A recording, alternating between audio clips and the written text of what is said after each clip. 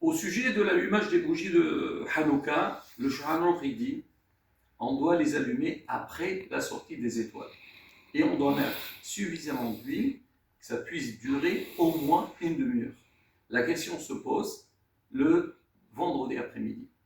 Parce que Shabbat, et on fait entrer Shabbat au moins 20 minutes avant le coucher du soleil. Comment faire?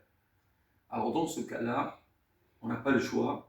On allume la Hanoukia avant l'allumage des bougies de Shabbat, mais on doit mettre suffisamment d'huile que ça puisse durer au moins une demi-heure après la sortie des étoiles.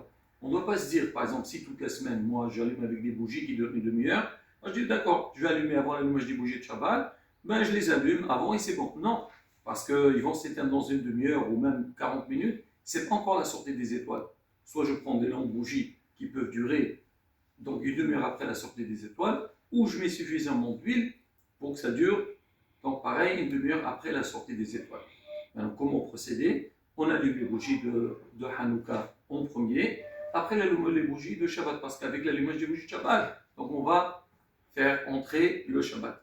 Alors, encore un détail qui est très important, on ne peut pas allumer avant Plag HaMincha. Plag HaMincha aujourd'hui, c'est à peu près 16h09. C'est-à-dire une fois qu'on est après 16h09 et avant l'heure de l'allumage des bougies de Shabbat, j'allume ma Hanoukia, après j'allume les bougies de Shabbat.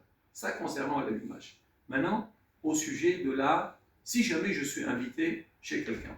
Alors si on est invité et on passe tout le Shabbat chez une autre personne, là, Rabotai, Shulchan Aruch dit, en règle générale, un invité, il doit participer avec son hôte, donc pour l'allumage des bougies de Hanouka, parce que je dois avoir une partie participer dans cet allumage.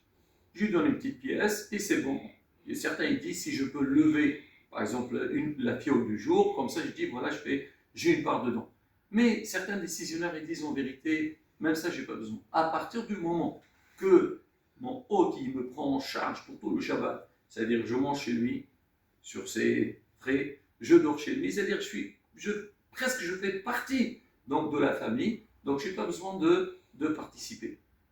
Mais l'idéal, qu'est-ce qu'on fait? C'est bien si je peux participer avec lui, comme ça on est tranquille. Si jamais on ne l'a pas fait, donc on est acquitté de cette mitzvah. Hanouka Sameach.